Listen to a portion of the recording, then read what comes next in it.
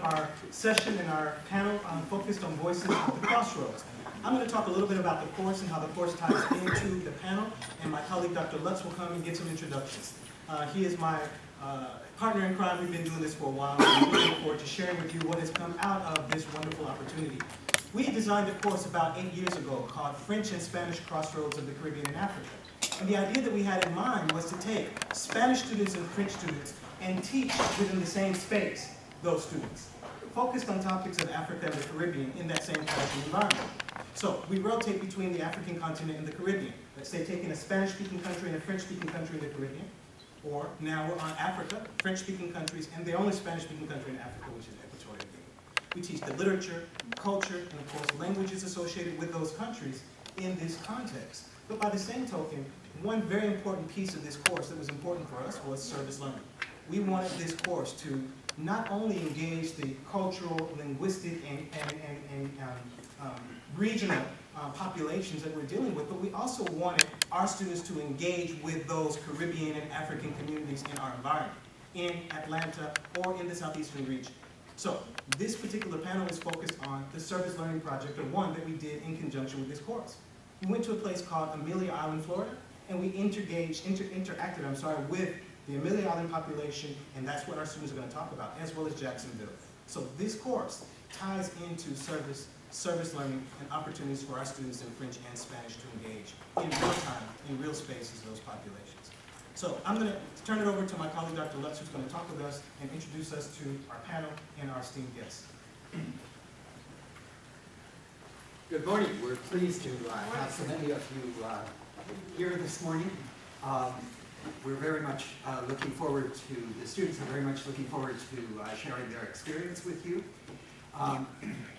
The idea to go to Amelia Island, Florida came from my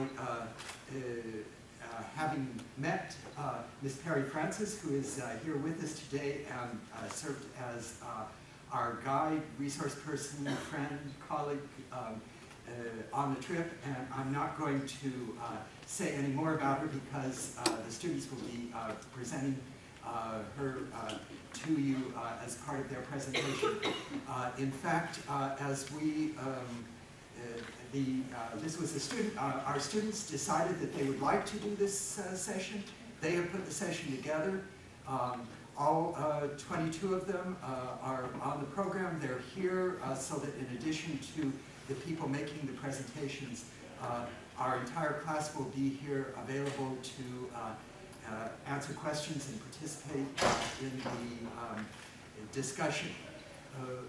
With service learning, we're sort of learning some of the jargon, and you talk about closing the loop, and I guess this is a closing the loop day, so that you don't only go out and do the service, but you come back and you think about it yourself and you share it with others. And so we're glad to have such a large group of people today to share with you.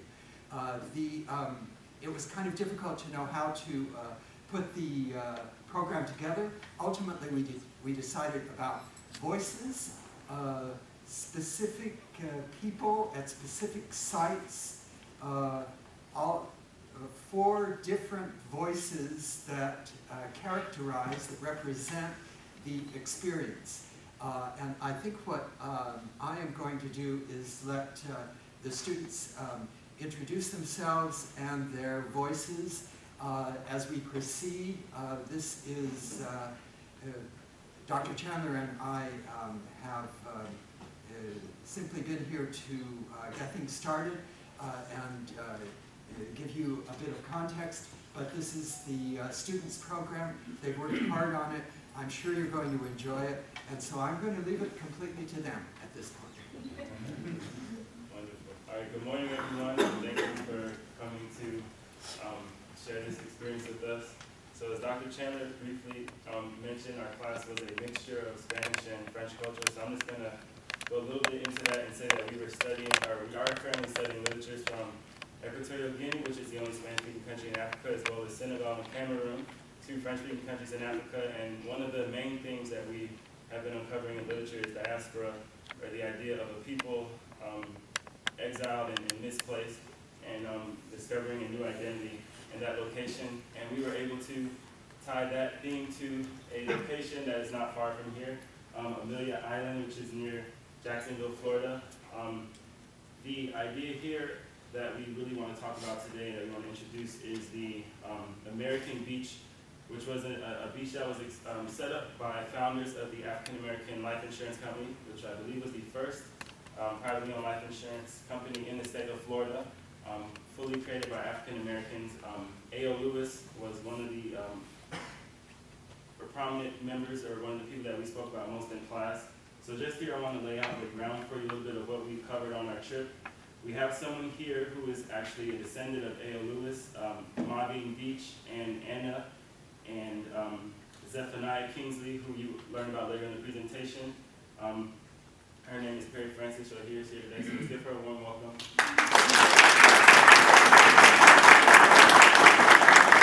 So some of the things, or what we will cover today, is the American Beach Museum. We will learn a little bit more about American Beach and why it was so special. We'll learn about the legacy of Maureen Beach and what she did to preserve this culture. And as I mentioned, this was a beach that was out during the 1960s and 70s during a really segregated time. So African Americans from as far as Washington, D.C., were coming down to this place so that way they could have a space to congregate and just live and be free and enjoy the luxuries of life and all the nature that was already given to us, our God-given right to enjoy that stuff. So we're going to speak about that. We're also going to introduce you to a really fine artist that we happened to come across by chance. Her name is Billy McCrae, and her artwork will speak for itself. We also spoke, or we had a chance to visit the Ritz Theater and Museum. If any of you have ever seen or heard the television show Showtime at the Apollo, that was a prominent African-American theater in New York City, and it was a stage and a space for African-Americans during those rough times to really have a place to express their art, their culture, and their voice. So this, in a similar manner, allowed African-Americans in the Jacksonville area to express themselves, and we'll learn about the legacy of the Ritz Theater and Museum. And then also we'll learn about the Kingsley Plantation. Florida was a Spanish colony, and it was, as you all know, the rest of the states were mostly British. So there are a few little quirks and odd things about this plantation that came from being under Spanish rule. So that we will also learn about that during our presentation today. And now we will start off with a conversation with Ms. Perry Francis.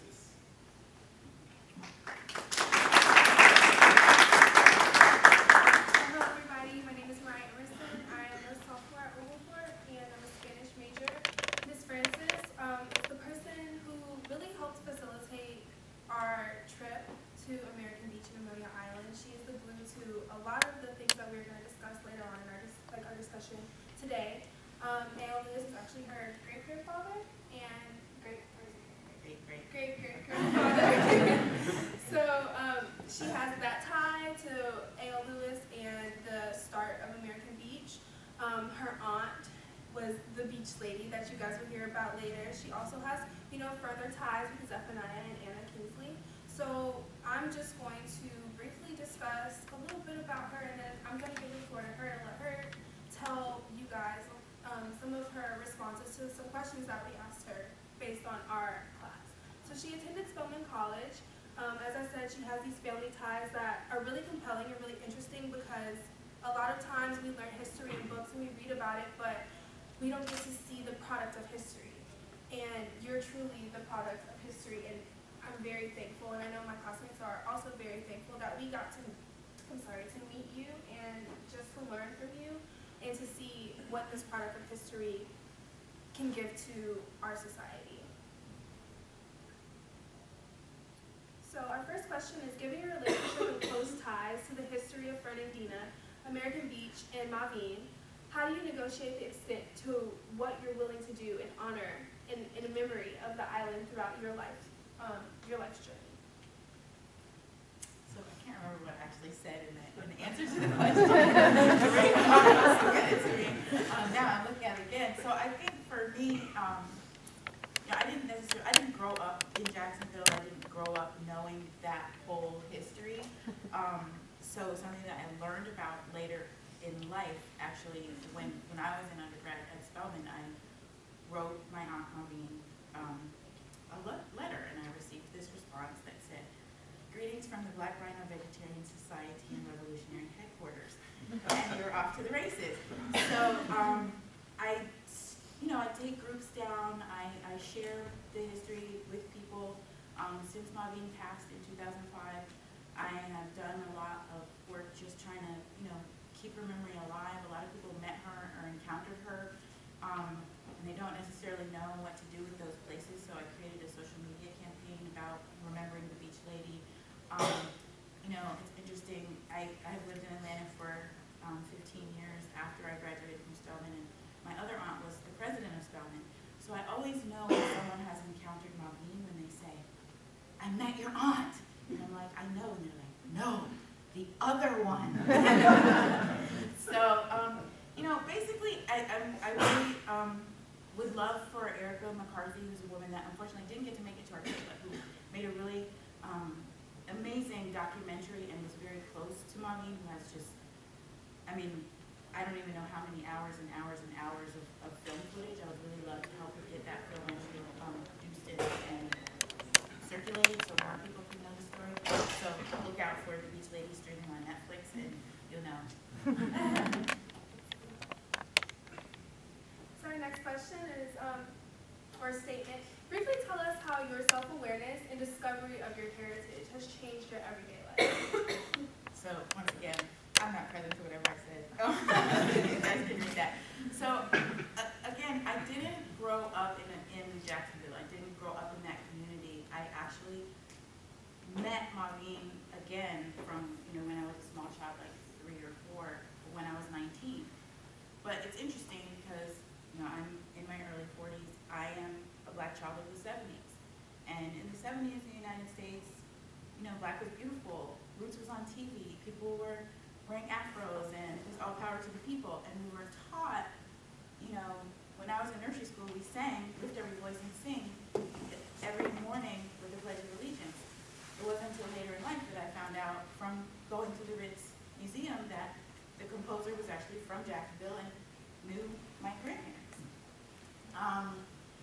We watched Roots. We were taught that, before we were slaves, we were kings and queens. And then turns out, when I learned about Selfawareness and Kingsley, it was true. So for me, it was like,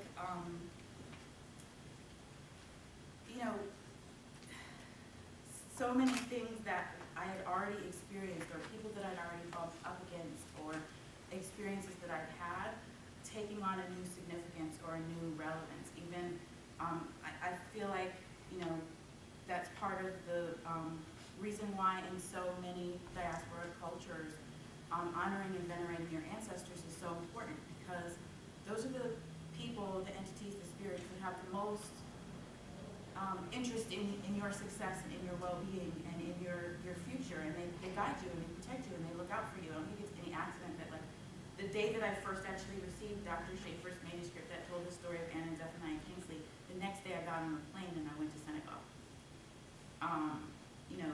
There was a lot of synchronistic things that occurred in my learning the story. So, and it just, on a daily basis, I think just makes me really grateful. Like, you cannot, for me, when I go to Kingsley Plantation, every time I go there, I walk every single one of those slave quarters, past the little, tabby structures, and just say thank you. Because, people lived and died in those conditions such that we could be free. This is just a little bit more of something that you said that was really interesting to me.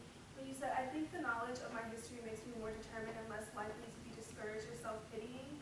If A.L. Lewis can build a community in a million-dollar business in the face of segregation and vicious racism with only a third-grade education, surely whatever I'm going through is not that bad." And that's something that really struck home with me, because I think sometimes we get really rooted in our lives right here, right now. We don't realize what our ancestors went through to get us here. So the fact that you have that connection and you see that is really compelling. I think we live in a very, like self-absorbed sort of society and culture. You know, social media is always having me look, oh, other people are living such fabulous lives, and oh, I can't eat my meal before I take a selfie and take a picture of it. You know, knowing the things that they went through and overcame and the success that they had, you know, really has it be like, you can't feel sorry for yourself. Like, oh, you know what, they put your $1 million check in someone else's box. Like, really, you didn't win the lottery? It's okay. You know what I mean? So this is her Aunt Marvine, and do you want to just speak a little bit on what Marvine personally has taught you? So, Marvine is like a unique creation in and of herself.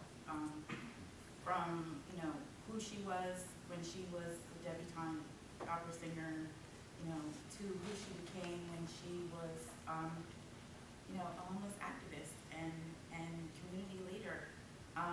She really, you know, people say like, if you can achieve it, if you can believe it, you can achieve it. If you speak something into existence, like she really taught you can create your reality. You can determine like this thing, like she said, this thing right here, this little piece of land on this little island, and all of its inhabitants, from, you know, voters to council people and congressmen.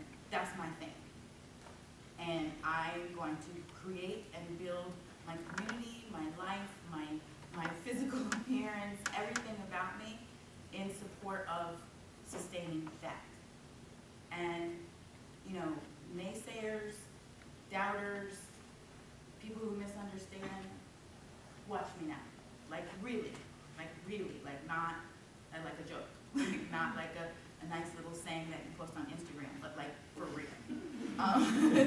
So I think, you know, I think about that, like she, you know, so many things that she didn't have and got so many things done. Like, she never had a computer, she never had a car.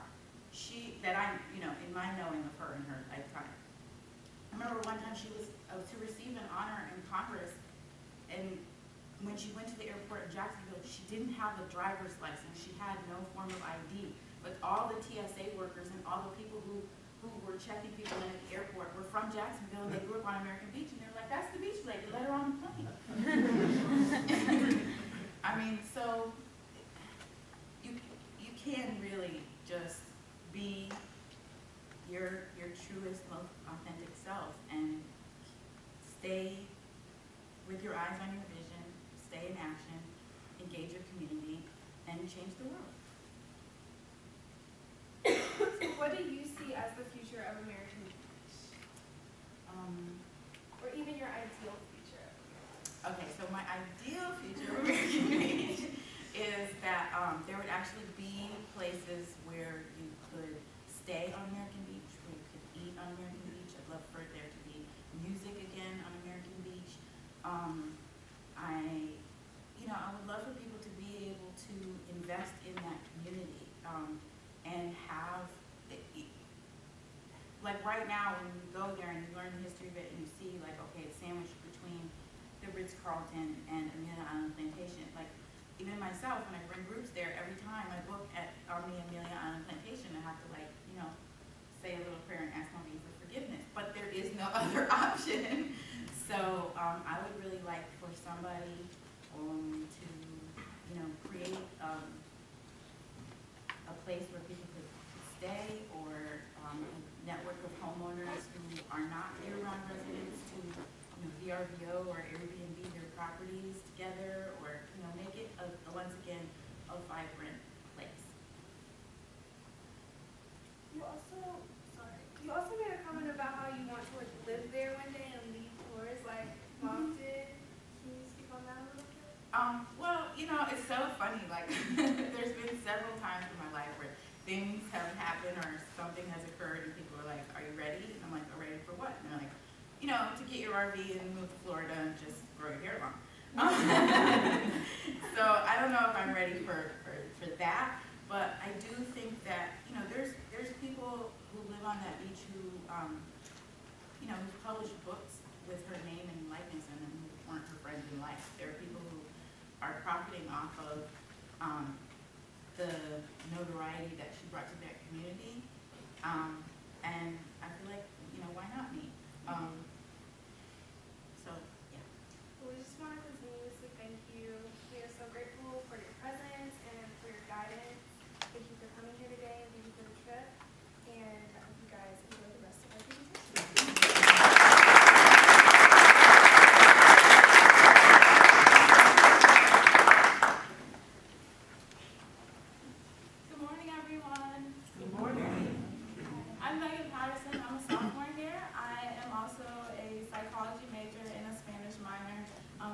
I've been able to have this opportunity to take this amazing and unique class. Like we said, Ms. Perry has been such a wonderful and intricate tool that we've been able to use to be able to meet people actually on the island, on the beach. And so one person in particular that stood out to all of us was Ms. Billy McCrae, such an extraordinary woman, very fascinating to say the least, and I'm going to be able to talk to you all a little bit about her. So Ms. Billy McCrae, she lives on American Beach. She began this hobby of making these very innovative art pieces when her and her husband moved into her home, which we were able to travel to. Her first piece was, you'll see, was made out of rope. It was a wall hanging. And what inspired her was her husband came home and was talking about this artist named Memphis Wood, and he was just talking about her and talking about her. And as any wife would, if you're talking about a woman, I want to, overdo her. So you're talking about me. So basically, she was like, whatever she made, I can make one just as well. And that's exactly what she did. And so now her husband calls her Nashville Bill, which is just kind of a cute little nickname for her. And now she went from just making one, art piece to making a multitude where she shows them off at museums, quilt shows, craft shows, in schools. And she said that crafting is something that has medicinal effects without the side effects. So, Ms. Billy has this very interesting and innovative way of taking things that we might see as trash and making it art, making it treasure. She said this when we got to meet her. She said a lady in 5 Points saw me the other day and said, "Hello, Billy." And she said, "How do you know me?" And she said, "Everyone in 5 Points and Riverside knows you. We know you because if you, Miss McCrae, sit something out for garbage pickup, it's trash because we know we can't do anything with it." And that just speaks to her character, the fact that she will take anything and make something out of it. She's just so unique in her ability to do that. So she's just such an innovator. Here's one of her pieces. You'll see many across the presentation, and it will leave you in awe.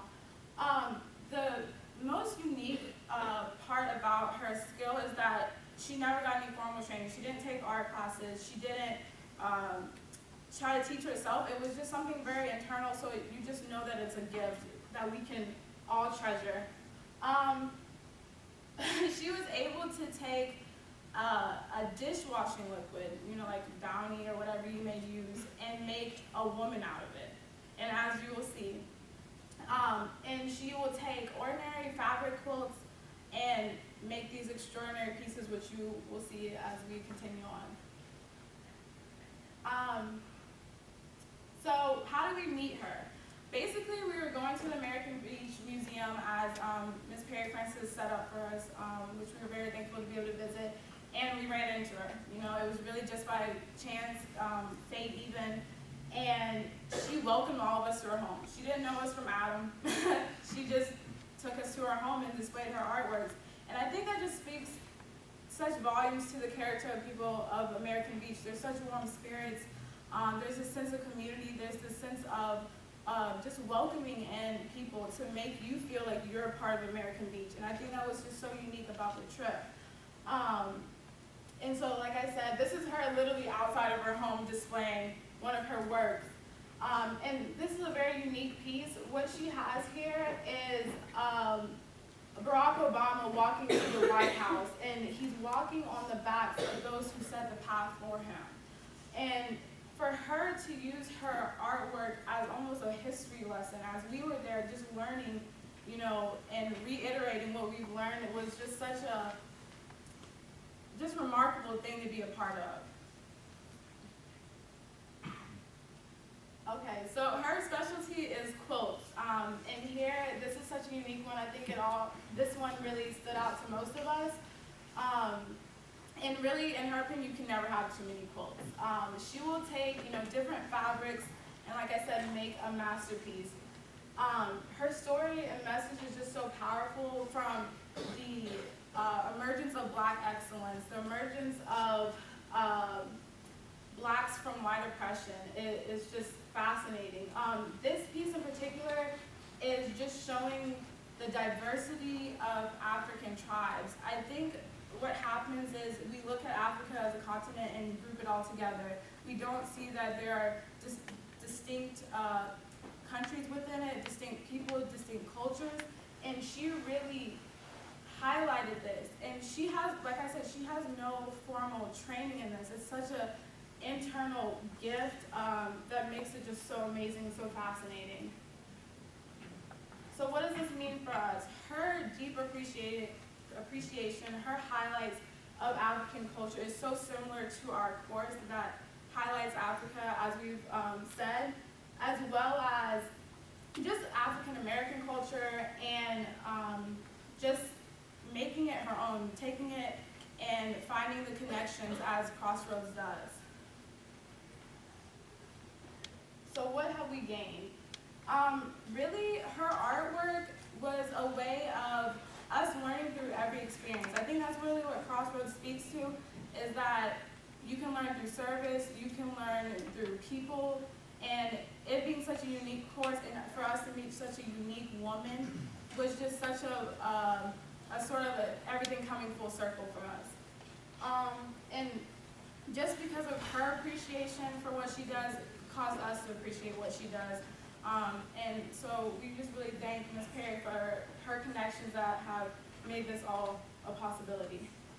Oh, and this right here is one of her artworks. Like I said, the rope that would hang on the wall that her husband was talking about, this is one that she made and has in her home.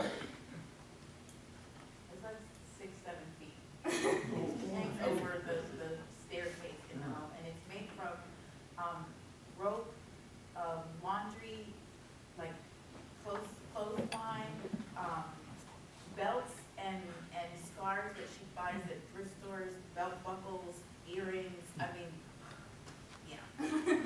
Yeah, she's just so amazing what she does. And this is actually one of her pieces. One of the people on our trip were able to buy one, and this is a pincushion. And then here's the glass under it. And I mean, it's really like, it's just so visionary, it's so unique, and it's, like I said, it was such a pleasure getting to meet her. And like I said, when we were traveling to the American Beach Museum, that's where we were able to meet her, and we were also able to travel to the Ritz Museum, which you will hear about next. Thank you.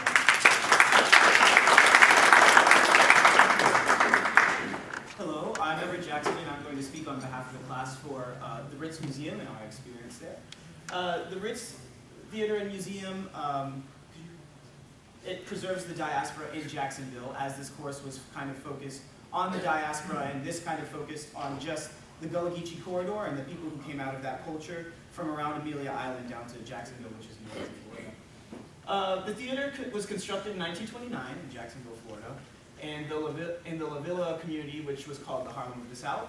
And that reflection is really important because whereas Harlem in the north was a place for expression of African Americans, and it was kind of the cutting edge, if you think of the Harlem Renaissance of new literature and new pieces of music, the Ritz Museum was pretty much the same thing, or the La Villa community was in the South. Of many prominent people in literature and music came from this community.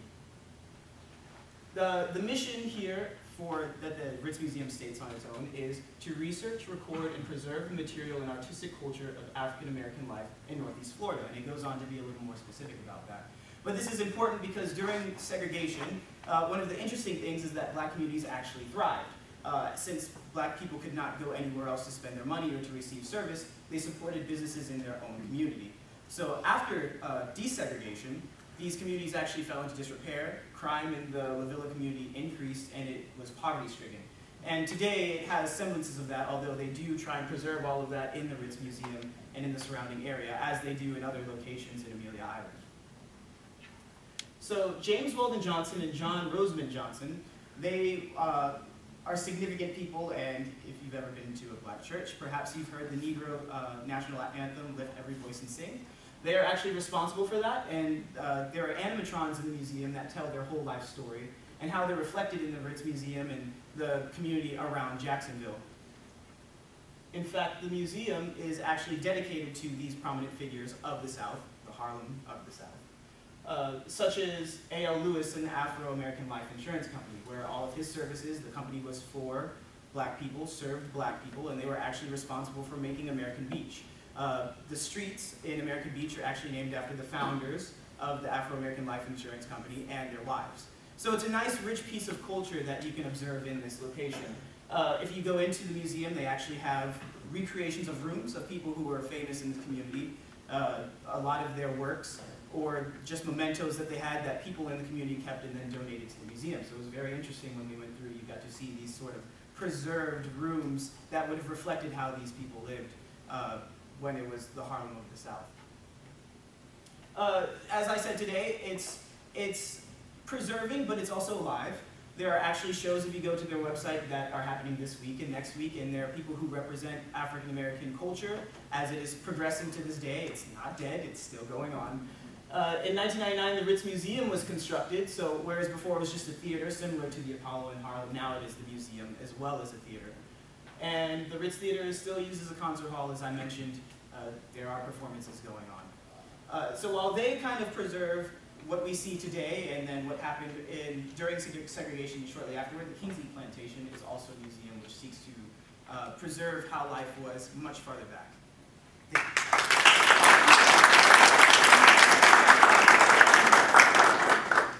My name's Asha, and my voice that I'm speaking about is our park ranger, Emily, who was able to guide us through the Kingsley Plantation. That was a crossroad of both history and familial ties. So first, a little bit of history that we learned. Our park ranger, Emily, was actually a historian, so it was very fitting that she was the one that was introducing us to all of our historical facts. So Zephaniah Kingsley, who was from England, was a very popular man in commerce, business, trade, and he traveled all through the Caribbean, ended up in Charleston, and that was where he purchased his wife, Anna Kingsley. He later freed her when they got to the Amelia Island area, the Kingsley Plantation, where they found Ruth.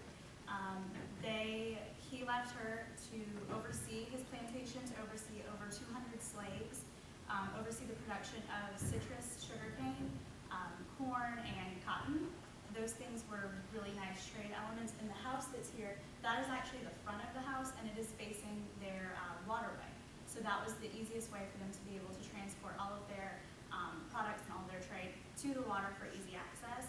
When you're driving up to the house, we actually see the back of the house. So you have to drive through where there used to be cotton fields and where there used to be these slave quarters. And you can see those slave quarters as you're going up, and you end up coming up to the back of the house, which ironically looks very much like the front of the house. It's not facing water. The Kingsleys eventually had to leave their plantation, and they went to Haiti.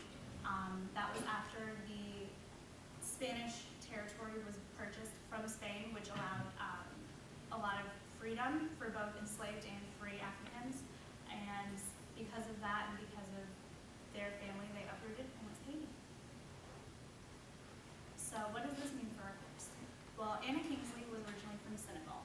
Senegal is a French-speaking African country, which we have studied a lot in our course. We read different literature from this country. Professor Lutz has also been there, showed us a nice PowerPoint of his travels. And because it is a French-speaking African country, it is a crossword in itself because it is a country in another continent that has been colonialized and has had a European footprint, so to speak. So with that influence, bringing that then to our Spanish territory where Kingsley Plantation is located, then crosses over into our Spanish segment of our course. Both Anna and Zephaniah portray different crossroads, both with their travels and where they have ended up. So what we did while we were there for the weekend of the Kingsley Heritage Celebration. So we were responsible for, some groups of us were able to set up the stage area, set up seating for those who were there to enjoy the festival. Some were able to assist in showing people where certain hot spots or different sites on the field were. And I know my group, we helped show them make musical instruments so that they could participate in the music ceremony that went on. So the first picture is just a picture from the Heritage Celebration, the stage area. And in the background, you can see the slave quarters, and also down the bottom.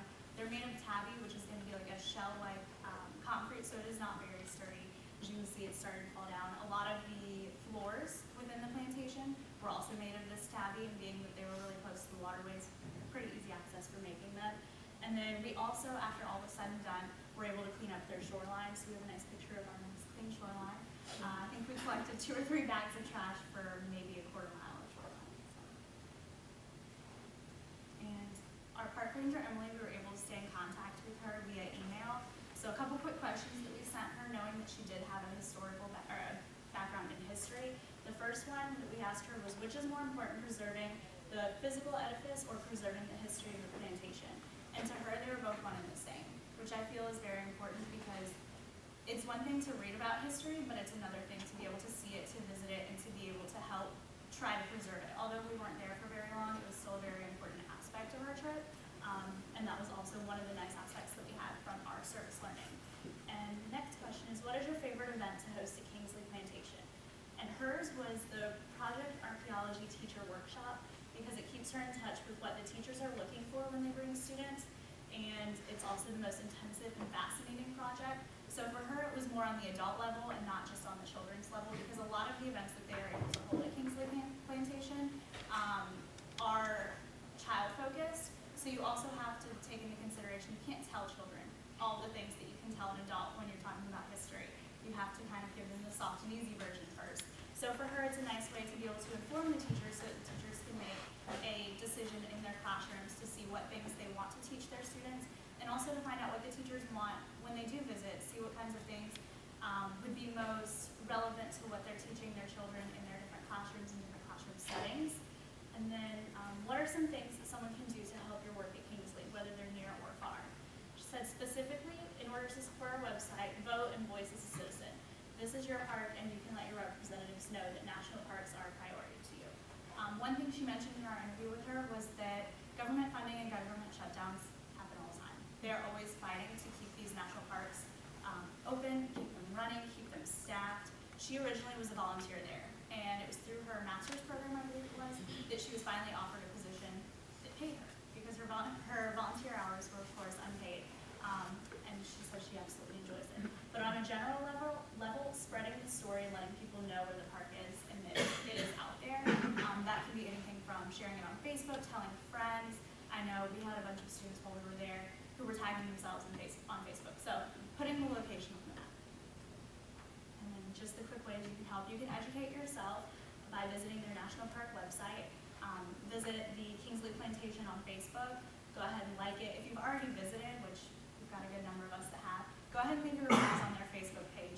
Email her. She loves to hear the stories about the things that we've done and the things that we found most beneficial, because it helps her to guide her teaching and her history lessons.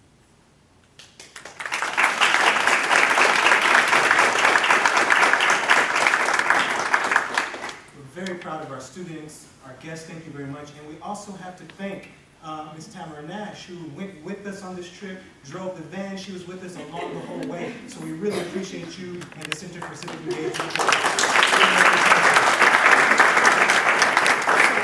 We do have some time for questions. The students are sprinkled throughout the audience, and so if there's something that you'd like to ask related to any of the topics that we talked about today, any of the voices that came through, we'd be happy to entertain that with the last few minutes that we have.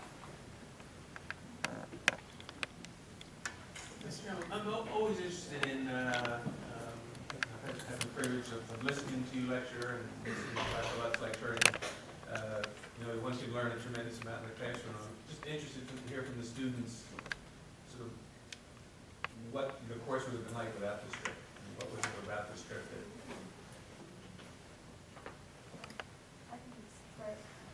I think I'm Mariah stated that it's one thing to read about. Like I said, Mariah stated that it's one thing to read about history in a book or maybe to hear about it, but to go to the land, to hear the history and really be a part of it and see the results of it is a completely different experience. It evokes a completely different appreciation for it. So without this trip, I really don't think we would have the same deep appreciation for this land. Nash, do you want to say something? Oh no. Sorry. Any other responses? More questions? Yes, sir. So, what would you like to see for the next year?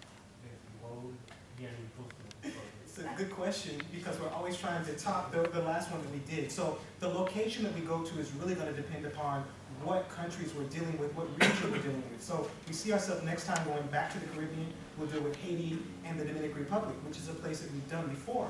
And so the trip that we took went to Florida because Florida has a large Haitian, Dominican population, and that was a perfect location. So we actually took our students on a trip to Florida. So, you know, we are always looking for innovative ways to connect our location into the class. Questions? Well, I guess we'll end there. This will give enough time for us to branch out and go into our other sessions. So thank you all very much.